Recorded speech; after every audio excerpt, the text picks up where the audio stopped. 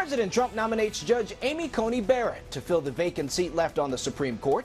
I'm Skyler Henry at the White House as Senate Republicans now race to push the nomination through. Cast your vote and make a change. I'm Evelyn Ashley in Greenville with how one group is aiming to educate people on their rights. Football is back, how local restaurant owners are preparing for the crowds to return. Good evening, I'm Ariana Kraft. Thanks for joining us tonight. President Trump is nominating Judge Amy Coney Barrett to take the seat of the late Justice Ruth Bader Ginsburg. The nomination kicks off an effort to have Barrett confirmed quickly by the Senate before Election Day. CBS News correspondent Skyler Henry has more. President Trump introduced Judge Amy Coney Barrett as his nominee for the Supreme Court, with both making efforts to preemptively answer critics. Amy Coney Barrett will decide cases based on the text of the Constitution as written. If confirmed, I would not assume that role for the sake of those in my own circle, and certainly not for my own sake. I would assume this role to serve you. If Barrett is confirmed by the Senate, the 48-year-old who now sits on the 7th U.S. Circuit Court of Appeals would become the youngest associate justice on the current Supreme Court. Barrett's conservative legal views stand in sharp contrast to the late Justice Ruth Bader Ginsburg, a liberal icon whose seat Barrett would fill. Challenges to the Affordable Care Act and Roe v. Wade could come into play. With just over 5 weeks left before the November election, Senate Republicans are planning to get through confirmation hearings as fast as they can. During the Rose Garden ceremony, the president sent senators a message, including those in attendance. This should be a straightforward and prompt confirmation. Should be very easy. Good luck. It's going to be very quick. But Democrats have argued the pick should come from the winner of the November 3rd election. Judge Ginsburg had a dying wish that the next president choose. Justice Ginsburg must be turning her over in her grave up at heaven to see that the person they chose seems to be intent on undoing all the things that Ginsburg did.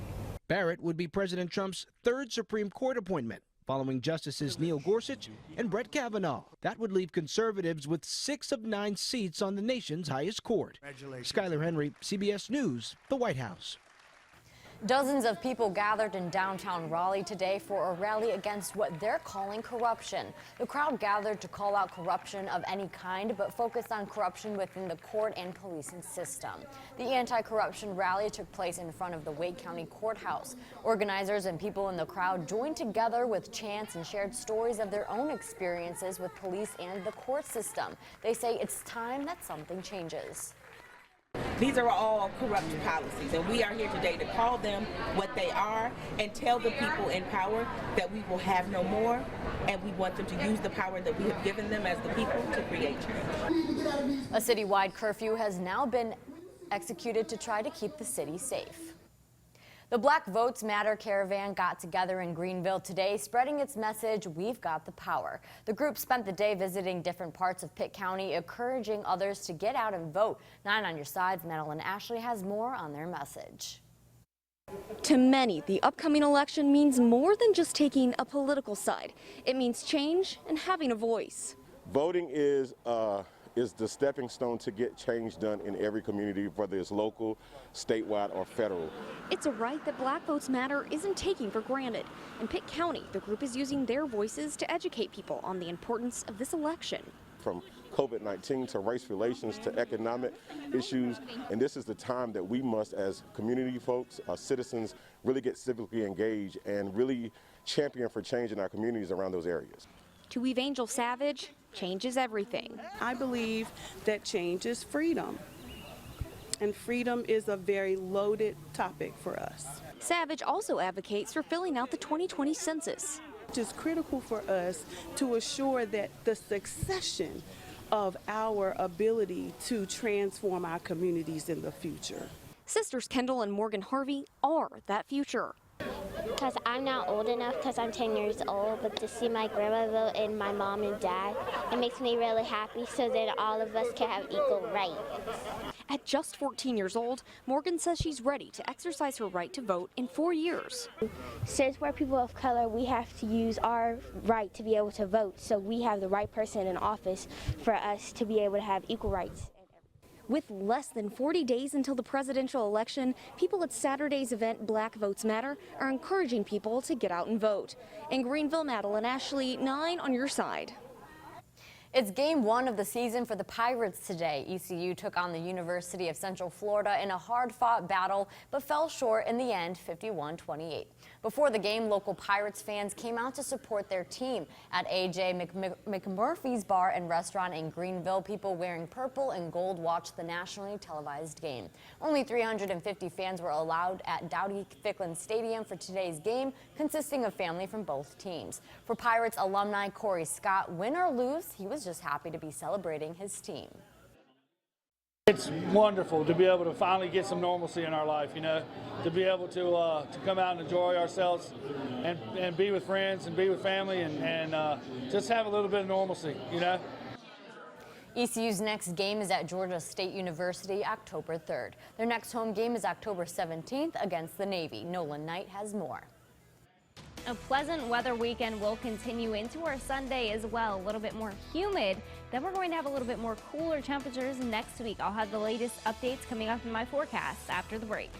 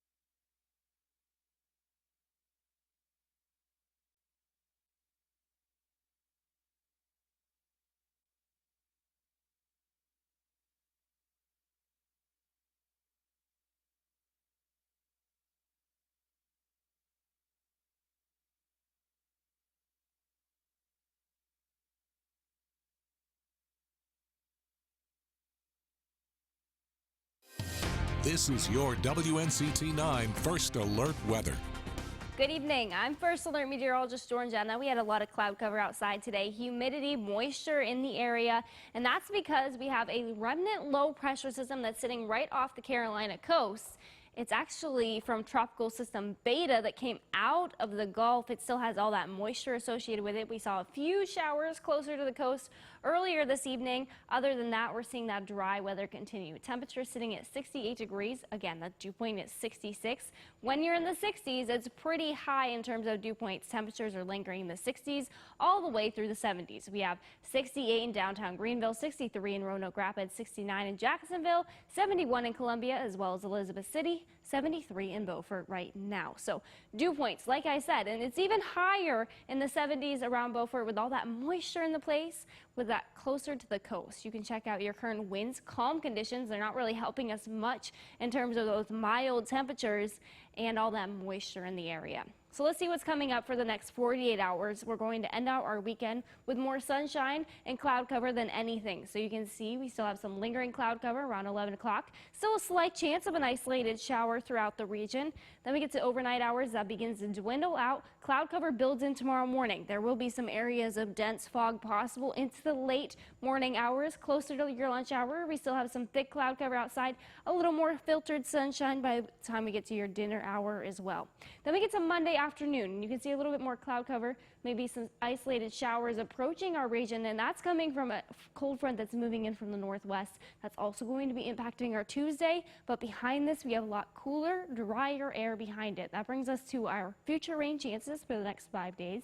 30% chance Sunday and Monday, those low chances right now. Hot and humid temperatures. Temperatures just slightly above average for this time of year. Today we had a high of 84 degrees. Tuesday we have a 60% chance. It's going to be pretty gloomy outside, a little bit heavy rain at times. But after that it's going to cool down, and then we're going to have more dry weather on the way. Let's do a quick tropical update outside. So the tropics are fortunately quiet, but we still have 30% left of hurricane season all of the month of October, and we actually haven't been quiet since the beginning of August. Since then, we've had 14 named storms throughout the Atlantic basin. Now we're just seeing quiet conditions, but we're still going to monitor the tropics, and you can find those details if you download your free First Alert weather app, as well as our everyday forecast details as well. Isolated showers are definitely possible overnight tonight. Most of the area will remain dry. Temperatures will be in the 60s. We have patchy fog progressing into morning hours, into late morning hours. Like I said, highs tomorrow in the 80s. We have some storms chance in the afternoon with a low rip risk for your boating forecast tomorrow. Mostly cloudy conditions with a high of 82 degrees, 83 on Monday. Then we're beginning to see 70s by the time we get to late week. Still that sunshine lingering off and on throughout the forecast. Thank you, Jordan. When 9 on Your Side returns, what health experts are saying about your kids trick-or-treating this Halloween.